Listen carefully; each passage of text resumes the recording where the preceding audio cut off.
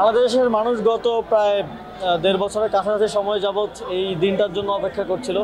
আপনারা জানেন যে ১৪০০ শহীদের পরিবার তারা এই দিনটার জন্য প্রতিদিন দোয়া করেছে মহান আল্লাহ তাআলার কাছে, এবং আজকে সেই কাঙ্ক্ষিত রায় এসেছে।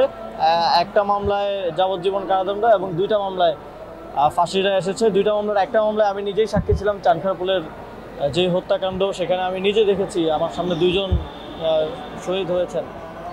তো আমি মনে করি শহীদ পরিবারদের জন্য, আমাদের আহতদের জন্য, জুলাই গণঅভ্যুত্থানে যাদের সন্তান জীবন দিয়েছে তাদের জন্য এটা একটি এই রায় একটা প্রথম ধাপ, এবং আমি মনে করি যে এই রায় বাস্তবায়নের মধ্য দিয়ে, কার্যকর করার মধ্য দিয়ে সেই শহীদ পরিবারগুলোর জন্য জাস্টিস নিশ্চিত করা সম্ভব হবে।